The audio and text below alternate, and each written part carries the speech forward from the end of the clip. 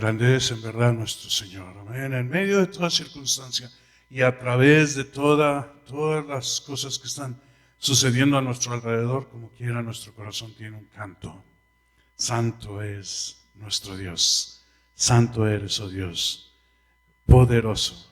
Yo recuerdo a través de los salmos la historia que nos cuentan acerca de David, cuando era más perseguido, cuando las cosas se ponían bastante difíciles, él clamaba a Dios y levantaba un canto al Señor.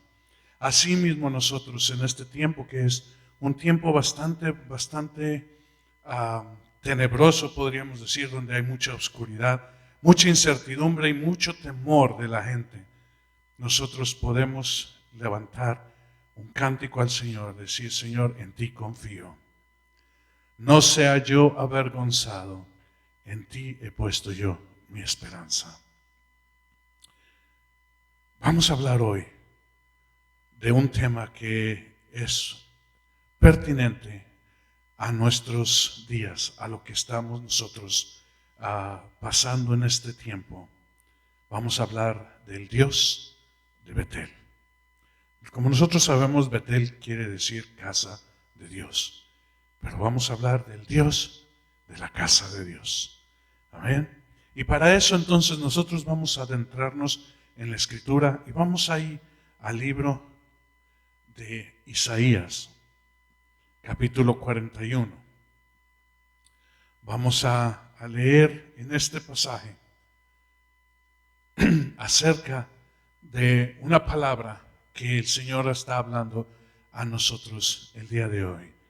Así que Dios está hablándote directamente y dice de esta forma: no temas, porque yo estoy contigo.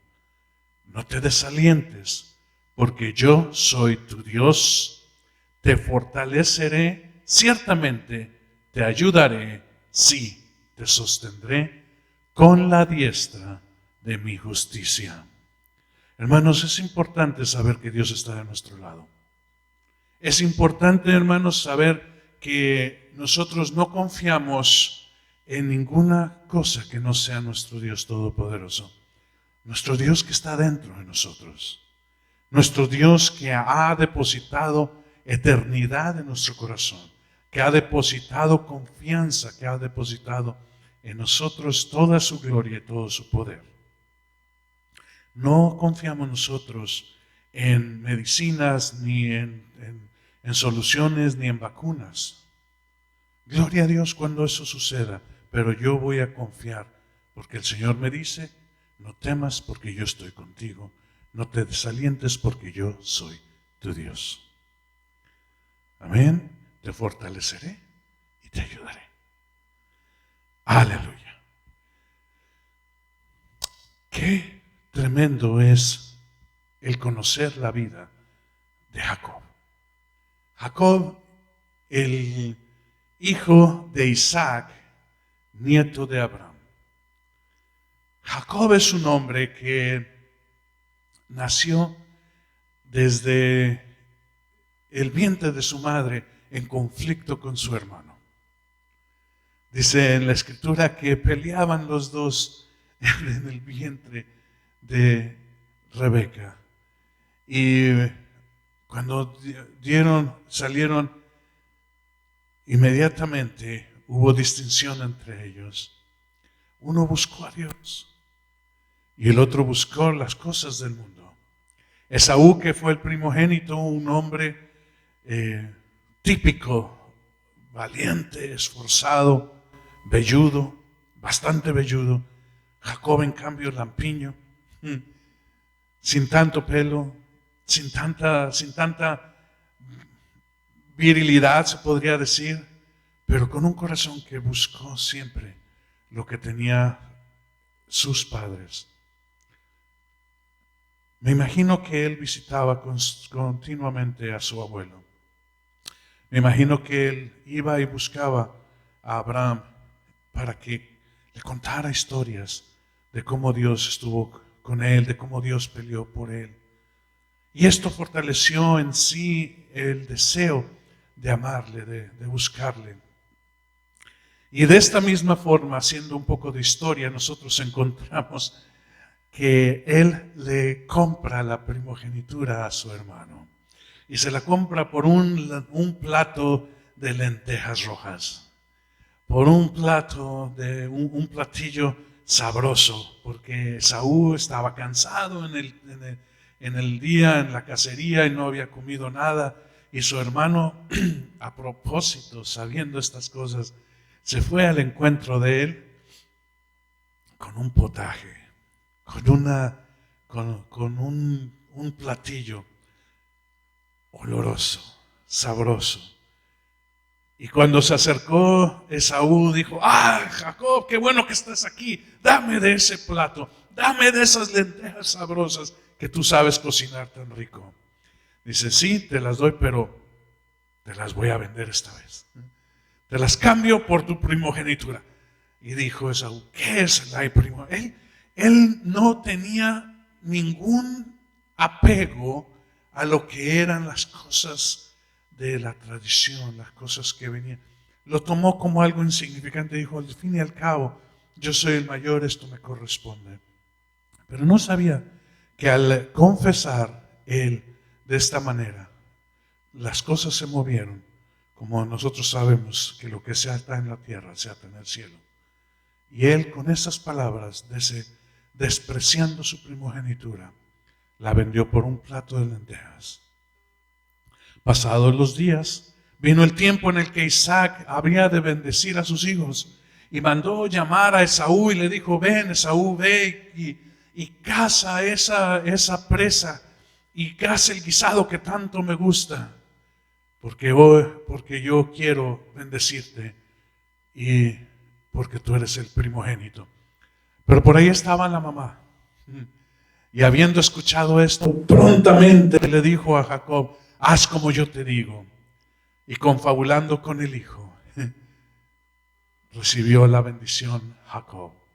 Después de esto vino Esaú, y vino y dijo: Padre mío, aquí está el plato y aquí está el guiso que tú deseabas, bendíceme ahora. Y dice: ¿quién eres tú? Dice: yo soy Esaú, tu primogénito. Dice: entonces, ¿a quién yo bendije? Dice: ha de haber sido mi tramposo hermano Jacob. Dice: bueno, pues yo ya di la bendición. Dice: ¿no tendrás algo para mí? Sí, serás siervo de tu hermano. Tremendo. Salió Esaú y le dijo: me las vas a pagar. Y sabiendo que era poderosa la decisión de su hermano, su madre le dijo: ve a casa de mi hermano Labán y escóndete ahí hasta que se calme la ira de tu hermano. Pasaron 20 años antes de que se volvieran a encontrar. Pero cuando él huía, cuando él iba de camino, pasó por un lugar y llegó la noche y él tomó una piedra, una piedra especial. Y esto es algo que hacen muy comúnmente en esos tiempos y en esos lugares. Tomaban una piedra grande o buscaban una piedra grande donde recargar su cabeza. Y esto lo hacían por protección, porque ponían fuego enfrente y estaban de esta manera protegidos por detrás, por si venía una bestia o una fiera, entonces no les hacía daño, sino tendría que venir de frente. Entonces estaban protegidos y de esa forma tradicional, entonces él puso esta piedra y se recostó, y dice que el Señor le abrió en un sueño una visión y le dejó ver una escalera por la cual subían y bajaban ángeles y la escalera tocaba el cielo. Y Dios habló con Jacob, y vamos ahí al pasaje, en el capítulo 28 del libro de Génesis. Y en el libro que nosotros encontramos, en el capítulo 28, vamos a leer la historia, ya que tenemos tiempo. Dice, comenzando en el versículo 10, dice: y salió Jacob de Beerseba y fue para Harán, y llegó por cierto lugar y pasó la noche allí, porque el sol se había puesto. Y tomó una de las piedras del lugar y la puso de cabecera y se acostó en aquel lugar. Y tuvo un sueño, y aquí había una escalera apoyada en la tierra cuyo extremo superior alcanzaba hasta el cielo.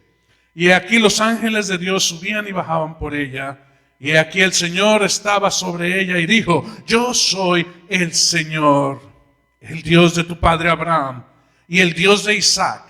Y la tierra en la que estás acostado te la daré a ti y tu descendencia.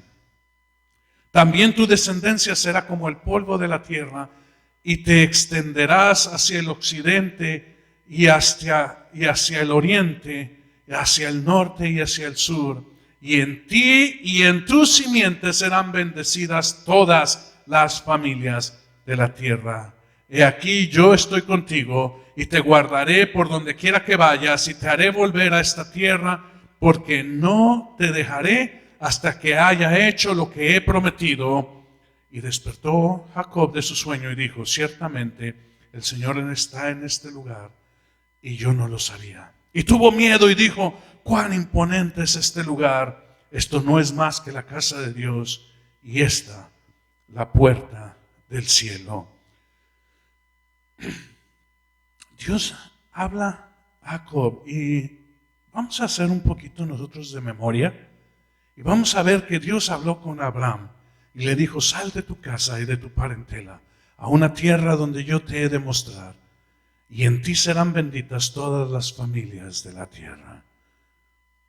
Un hombre que batalló para tener un hijo, no Ismael, pero Isaac, en el cual Dios confirma la misma palabra y le dice: yo soy el Dios de tu padre Abraham, en ti serán benditas, en ti y en tu simiente serán las benditas las naciones de la tierra.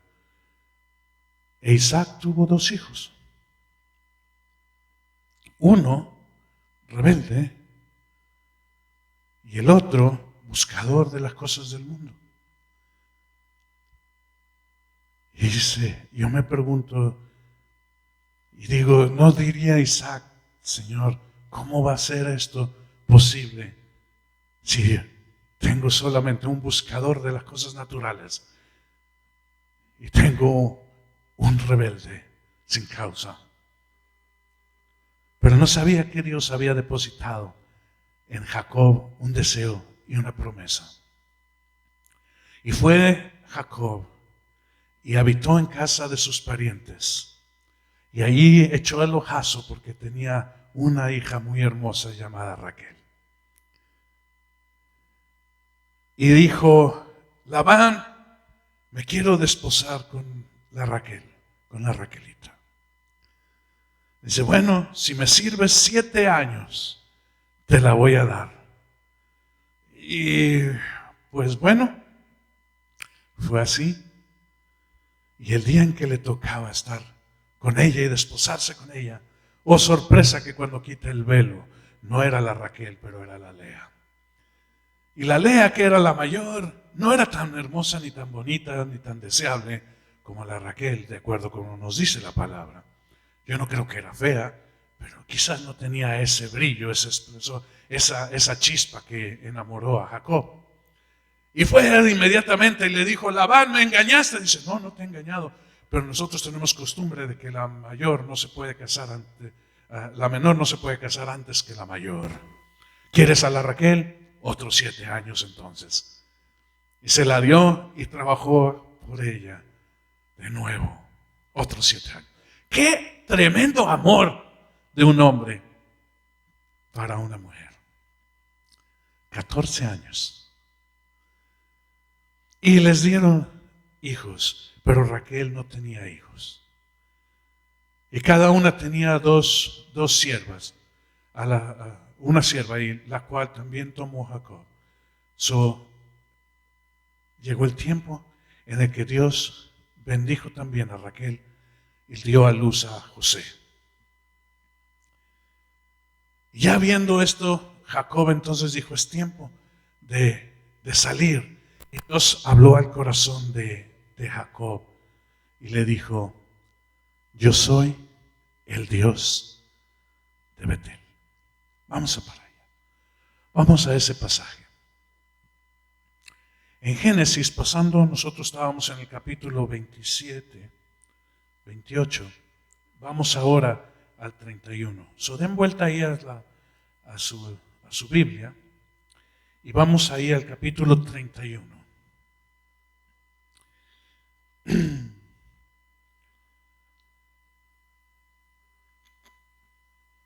Y vamos a leer en el versículo 11. Entonces el ángel de Dios me dijo en el sueño: Jacob. Y yo respondí: heme aquí. Y él dijo: levanta ahora los ojos y ve todos los machos cabríos que están cubriendo las hembras. Son rayados, moteados y abigarrados, porque yo he visto todo lo que Labán te ha hecho. Esto lo dijo el ángel porque Labán le había dicho: te voy a dar en salario todas las ovejas que salgan rayadas, pero no había ni una rayada.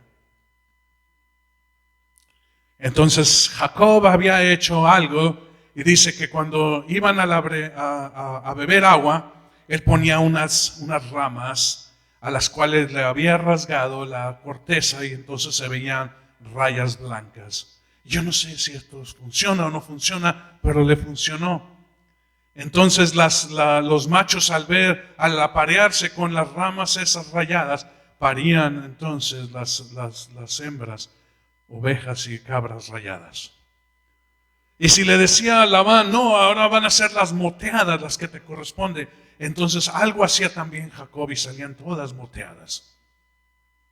Y si eran abigarradas, también lo mismo, y él salía. El caso está en que el rebaño de Jacob se hacía más y más y más fuerte, y el rebaño de Labán se hacía cada vez más y más y más débil.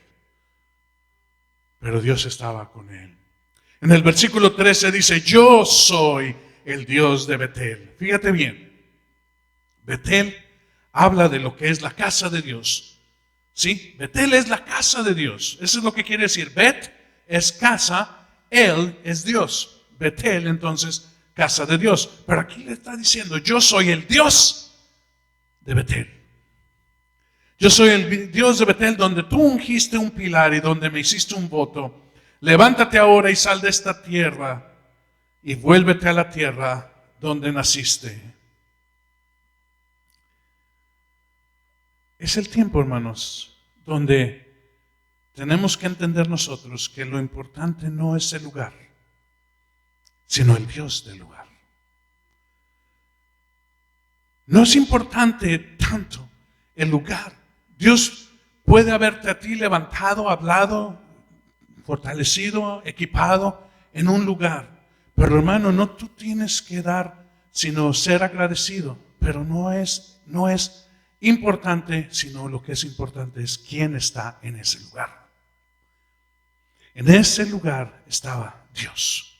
Y lo que le hace dejar saber Dios a Jacob es que Él es el Dios del lugar donde Él recibió esa visión. Quizás Jacob tenía en su corazón un aprecio especial para ese lugar. Porque era un lugar donde Dios le dio una visión, un sueño, donde Dios le hizo una promesa. Pero dice: yo soy el Dios de ese lugar, el cual te está diciendo: regresa a ese lugar. Regresa ahí porque quiero hablar algo contigo. Porque es necesario que entiendas quién es el que habla contigo y que no es tan importante el lugar como el Dios de ese lugar. Hermano, en nuestra vida nosotros hemos pasado por algunos lugares que son muy especiales, los cuales nosotros hemos recibido quizás alguna visión, sueño, promesa, profecía, algo, y decimos: este es un lugar especial. Pero hermano, es especial porque Dios estaba en ese lugar, no porque tiene algo que ver. Hermano, si nosotros salimos de este lugar de reunión, este lugar de reunión no tiene ningún valor, sino solamente cuando Dios está aquí. Es la casa de Dios cuando Dios está en la casa. Cuando no está en la casa, no está ahí. Vamos a ver que este lugar, a través de la historia, fue un lugar que cayó en deterioro y en desfavor delante de Dios. Vamos a hacer un poco de historia acerca de Betel. Betel es un lugar que está al sur de Israel. Es un lugar donde nosotros vamos a ver que es favorecido, de acuerdo a lo que es la historia de geografía de ese lugar. Dice que había 4 o 5 arroyos, los cuales proveían agua muy sabrosa, muy buena. Dice agua buena para ese lugar, por lo cual esta es la región que escogió Lot, el sobrino de Abraham, para vivir. Y él dijo, yo me voy para allá, porque había grandes cosas. Dice, él escogió para acá y Abraham dijo, yo me voy al otro lado. ¿Recuerdan la historia cuando se separaron Abraham y Lot? Y Lot, esta es la región que él escogió porque era una región bastante buena. Este lugar, que fue donde Jacob recibió este sueño, vino también a la historia y fue un lugar donde Samuel, el juez Samuel, visitaba y formó una de las escuelas de profetas. Él tenía en Gilgal, tenía una escuela de profetas, en Betel tenía otra escuela de profetas y en Jericó tenía otra escuela de profetas. Ya todo esto está hablándote después de la conquista de la tierra prometida, porque Josué vino a tomar este lugar. Después de que Jacob fue a Egipto con todos sus hijos y habitaron ahí por 400 años, y el Señor los llevó después al desierto con Moisés por 40 años, fue Josué que los introdujo a la tierra prometida, y una de las ciudades que ustedes van a oír fue ahí y después Betel, porque estaban ocupadas por cananitas.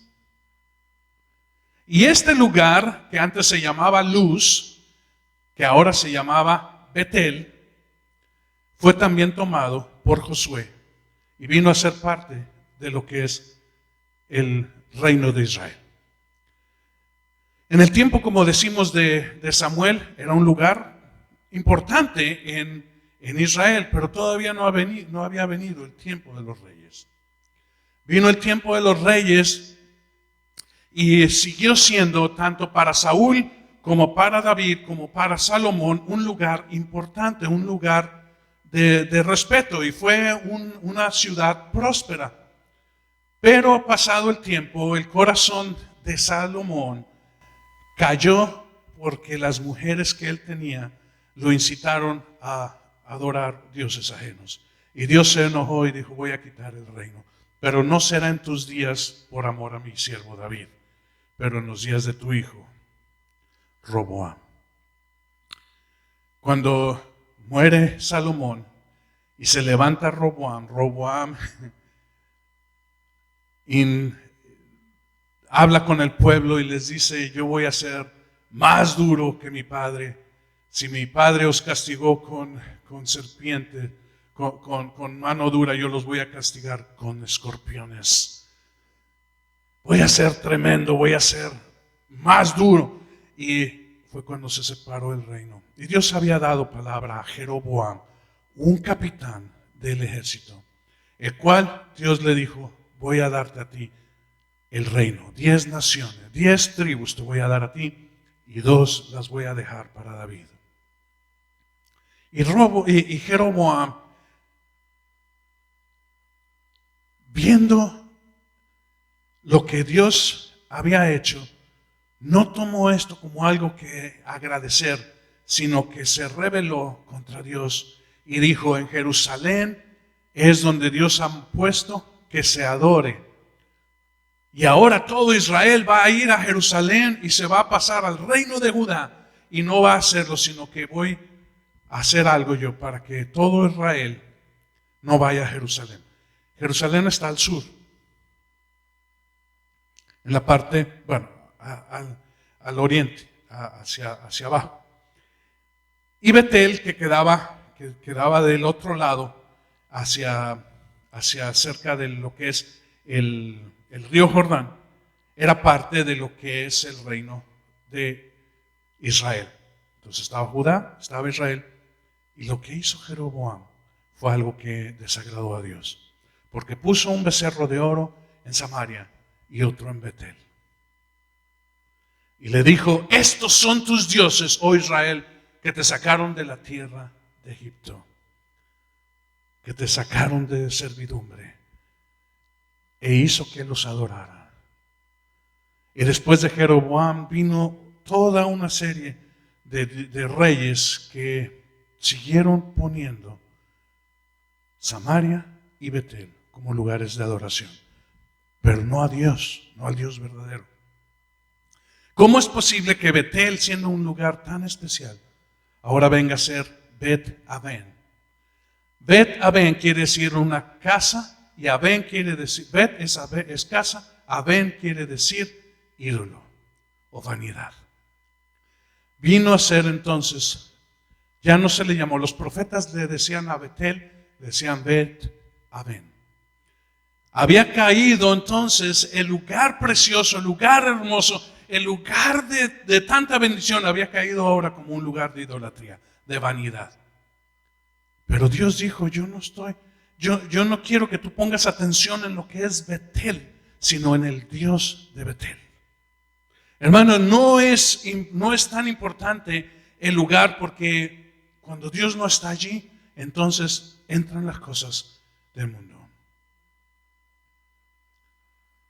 Hay lugares, hermano, que se han levantado y son preciosos, y quizás tú has recibido grandes bendiciones, pero la actitud de la gente, de los líderes, quizás los ha llevado a ser unos lugares de ídolos. Pero no te preocupe eso ni te desaliente, porque tú no estás adorando a Betel, sino al Dios de Betel. Estás buscando tú, y esto te lo digo, hermano, para que nosotros entendamos. Y vino una palabra profética cuando esto hizo Jeroboam. Vino un profeta de Dios y le dijo: Jeroboam, este lugar va a ser destruido. Y si alguien lo reconstruye, esta ciudad la reconstruirá con su primogénito, y con su hijo menor pondrá las puertas. Y para que tú sepas que esto va a ser así, hoy este lugar, este altar se va a romper y sus cenizas van a caer. Y levantó la mano Jeroboam y dijo: apréndanlo, llévenlo a la cárcel. Y cuando eso hizo, su mano quedó seca. Y en ese momento se rompió el altar y cayeron las cenizas. Y dijo Jeroboam: pide a tu Dios que mi mano sea restaurada. Y el profeta clamó a Dios y la mano del rey fue restaurada. Pero pasó el tiempo y dijo un rey, fíjate bien, muchos años después, dice: vendrá un rey cuyo nombre es Josías, y él quitará todo este lugar, lo desbaratará y lo destruirá por completo, y quitará la adoración al Dios falso. Y esto mismo sucedió pasados muchos años, cuando el rey Josías se levantó y quitó todo becerro y todo lugar alto y toda acera en lo que es Israel. Hoy en día nosotros tenemos que ver, hermano, que Dios sigue siendo nuestro Dios. Betel no es un lugar físico, sino es el lugar donde Dios habita. Amén. Hoy el Señor habita en nuestros corazones y ese es Betel, la casa de Dios, hermano. Es nuestro corazón, somos nosotros. Y la bendición que Dios dio a Jacob en ese tiempo viene a ser también bendición para nosotros, donde nos dice: yo te bendeciré y te protegeré y te fortaleceré. Porque, hermano, ahora el Señor Dios no está en un lugar construido con manos, sino en un corazón vivo, en una casa que tiene vida, que está en nosotros. Vamos ahí al libro de 1 Corintios. El apóstol Pablo hablando al pueblo, hablando a nuestros corazones, y vamos ahí al capítulo 3 del libro de 1 Corintios. Y vamos a leer los versículos 16 y 17. Dice de esta manera: también estoy de este lado. Dice: ¿no sabéis que sois templo de Dios? Dice apóstol. Dice, ¿no sabéis que sois templo de Dios y que el Espíritu de Dios habita en vosotros? Si alguno destruye el templo de Dios, Dios lo destruirá a él, porque el templo de Dios es santo. Y eso es lo que vosotros sois. Hermanos, nosotros somos templo de Dios. No es este lugar donde nosotros estamos rentados, estamos reunidos en este día, sino en nuestro corazón, dentro de nosotros, porque dice, yo habito en un lugar de piedras vivas, en un santuario hecho no con mano de hombre. Por tanto, hermano, cuando tú y yo salimos, el Señor sigue habitando en Betel, sigue habitando en nuestro corazón, continúa bendiciendo, su santa presencia continúa en nuestra vida, en nuestro ser, a través de todos los días, hasta que nos debemos de reunir de nuevo. El Señor es el Dios de Betel, el Dios de tu lugar santo, porque Él habita en ti. Lo importante, ni tú eres importante, sino eres importante porque Dios habita en ti. Tú no eres bendecido porque vas a un lugar, sino porque el Dios Todopoderoso está en ti. Es importante que nosotros entendamos, hermano, esto, porque Dios, si su gloria está en el lugar donde Él está, hermano, entonces, ¿qué podrá venir contra nosotros? ¿Qué podrá ponernos a nosotros en problemas si la restauración, si todo lo que es la vida de Dios está en nosotros? Vamos a ir al libro de Romanos. Romanos capítulo 8. Y si tú no has leído todo lo que es el libro de Romanos, yo te recomiendo que leas el capítulo 8. Como dicen por ahí los maestros, ¿verdad? Ahora, sobre todo en este tiempo que los muchachos están en casa. Hermanos, hay una tarea. Yo les digo de tarea, lean el capítulo 8 del libro de Romanos. Vamos a leer el versículo 10. Dice, si Cristo está en vosotros,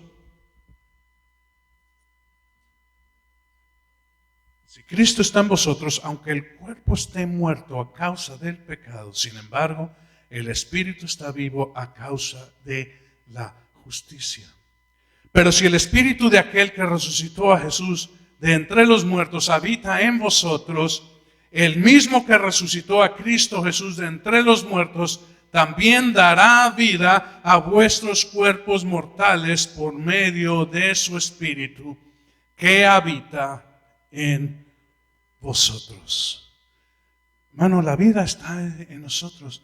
No tenemos que buscar nada de fuera.